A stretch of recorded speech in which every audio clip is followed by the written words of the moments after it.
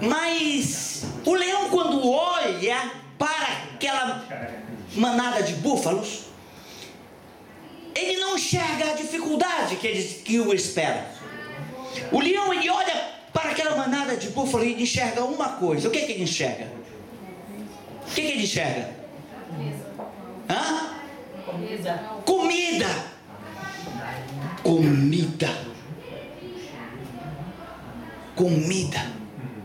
E quando ele enxerga comida, ele parte para cima, de modo que a ousadia dele é tão forte, a convicção dele é tanta, que já começa a causar pânico nos animais. E os animais começam a correr desesperados, mesmo sendo mais forte do que ele. Eles fogem porque eles se sentem intimidados.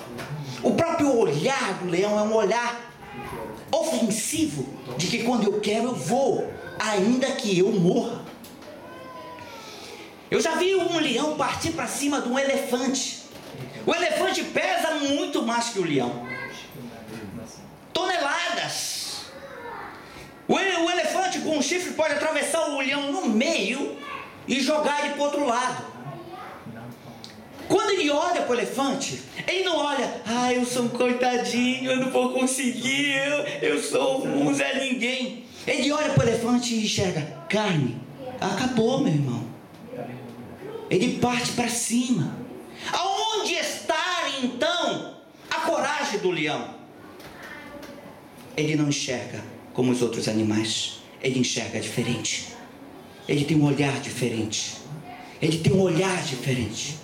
E o que nós vemos diz muito quanto ao que nós sentimos. É por isso que andamos derrotados, fragilizados, tristes, deprimidos, porque nós só enxergamos as dificuldades, enxergamos a tristeza, enxergamos o chão, as pedras, as ondas, o mar bravo, e não enxergamos um Deus Todo-Poderoso sentado num trono de glória que cuida de cada um de nós. E quando nós enxergamos as dificuldades, em vez de ser o leão, nós somos a presa. Olhe para o seu irmão e diga: não seja presa de Satanás. Não seja presa de Satanás. Em nome de Jesus. Satanás parte com ousadia para cima de nós, começa a nos pressionar, e a gente se sente acuado. E agora? O que eu faço? Eu estou me sentindo num beco sem saída. O que vai ser da minha vida? Um terremoto. É isso, aquilo, dificuldade, emprego, dinheiro. Eu vou morrer. Você não foi chamado para ser presa de Satanás. Nós somos filhos do leão da tribo de Judá. Amém? Nós fomos chamados para marchar. Fomos chamados para avançar. Fomos chamados para conquistar pela fé. E a fé é o firme fundamento para que o milagre aconteça. Lembram de Josué? Diante do desafio de Jericó, um homem contra uma potente muralha. Quem era Josué? Eu quero dizer para você que Josué era um homem de fé. Ele não enxergou a muralha. Ele enxergava um Deus que estava na vida dele, que era capaz de fazer milagres impossíveis. Precisamos voltar a amar a Deus. Precisamos voltar a crer em Sua palavra, não como qualquer pessoa. A decisão da vida pela fé precisa ser verdadeira. A fé precisa ser sincera para que o milagre aconteça. Como estão os teus olhos? Como você está se sentindo? Será que você é o leão que consegue enxergar Deus com você? Que Satanás não vai tirar os propósitos de Deus da tua vida? Porque tem gente sendo acuado, tem gente em pânico, tem gente me ligando desesperados, e muitos evangélicos. O que eu vou fazer da minha vida, presbítero? O que eu vou fazer da minha vida? E Deus tem me mostrado uma igreja fragilizada, que no momento de experimentar o milagre da fé, a confiança, está sendo acuada pelo maligno. Não fomos chamados para isso. Deus não chamou você para isso. Ele não nos deu espírito de medo, nem de covardia, mas de coragem, de ousadia e de poder no Espírito Santo. O texto continua dizendo, verso de número 19: sem se enfraquecer na fé, reconheceu que o seu corpo já estava sem vitalidade, pois contava cerca de 100 anos de idade, e que também o ventre de Sara já estava sem vigor. Vejam só comigo que coisa interessante. O texto me diz que sem se enfraquecer na fé. Repita comigo: sem se enfraquecer na fé. Sem se enfraquecer na fé. Vejam só o que vai dizer depois. Reconheceu que o seu corpo já estava sem vitalidade, que o seu corpo já passava de 100 anos de idade, e que o ventre de Sara já estava sem nenhum vigor.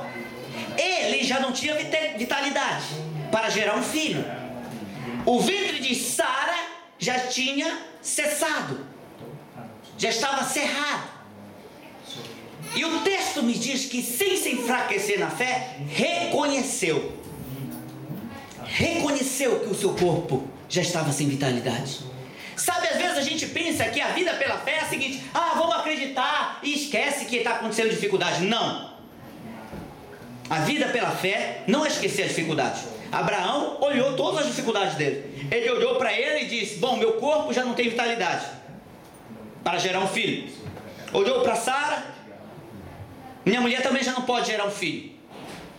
Quando ele olhou para ele e ele olhou para ela, ele reconheceu, ele contabilizou que aquilo lá era uma dificuldade considerável. Amém? O texto me mostra que ele não é um louco que diz assim: faz de conta que faz de conta que isso não existe, eu não quero acreditar. Não! Ele olhou, ele viu que era difícil, ele viu que era impossível, ele pensou: é impossível, eu já não tenho mais vitalidade, o ventre da minha esposa também já não pode gerar um filho. Ele contabilizou dificuldades. Viver pela fé não significa dizer que você tem que tentar passar uma borracha na dificuldade e dizer: dificuldade não existe. Não é isso. Não é isso. A vida pela fé é uma vida racional também. Prestem bem atenção. Analisou que estava sem vitalidade, analisou que o ventre de Sara já não tinha vigor, mas não se enfraqueceu na fé. Amém? Ele não se enfraqueceu na fé. Presbítero, que loucura. Que loucura. Que loucura. É por isso que ele é o pai da fé. Ele foi capaz de crer num momento em que já não havia possibilidade de crer, mas decidiu. Sabe, fé também é decisão. Eu decidi crer, mesmo que não esteja acontecendo. Mesmo que não esteja acontecendo, eu estou crendo. Antes de Abraão experimentar o milagre, ele precisou crer contra o milagre, contra a esperança, e a esperança ele creu. Vejam só que loucura. Quantas vezes somos questionados? Muitas vezes, às vezes a gente ora por uma pessoa, e aí a pessoa fala assim: mas eu não fui curado, né? E aí fala assim: tanta gente já orou por mim, não fui curado. Acho que não dá mais não. Acho que não. Não foi isso que Abraão fez. Não é esse o bom exemplo. O bom exemplo: não fui curado, mas eu creio, eu continuo crendo, eu vou crer sempre, até a morte eu vou crer, porque é assim. Abraão experimentou, mas ele passou por uma prova antes, para saber se a sua fé era verdadeira. E no momento da nossa prova, nós muitas vezes retrocedemos, nós não mais confiamos, porque já oramos muitas vezes, porque já falamos muitas vezes, e a gente não viu o milagre, então agora vamos deixar de crer, e vamos voltar então ao natural. Não é assim. Eu vou contar para você uma história. Um jovem estava assistindo um desfile do exército, e ali vários soldados estavam passando, e um vinha montado num cavalo de raça, e ali vinha então um cavalinho seguindo, né, a mãe, e estava atrapalhando o desfile. Então o soldado desceu, pegou o cavalinho e procurou alguém, viu um jovem, né? E aí aproximou do jovem e falou: você quer esse cavalo? Ele falou: eu quero. E pegou e deu o cavalinho pro garoto. Um cavalo de raça, caríssimo. Então esse jovem volta com o cavalo para casa, e quando ele chega em casa, o pai vê o cavalo, e aí o vizinho aproxima e vê: que cavalo é esse, caríssimo? Olha, seu filho conseguiu. Não, ele ganhou, né, no desfile, né? E aí contou toda a história. Aí o vizinho disse assim: nossa, que sorte, né? Aí o pai perguntou: sorte por quê? Ele falou: não, sorte porque tinha tanta gente naquele desfile. Por que deu para o seu filho o cavalo? Aí o pai respondeu: pode ser sorte aos seus olhos. Para mim, todas as coisas estão no controle de Deus. Tudo bem, passou-se alguns dias, o cavalo cresceu e o cavalo fugiu.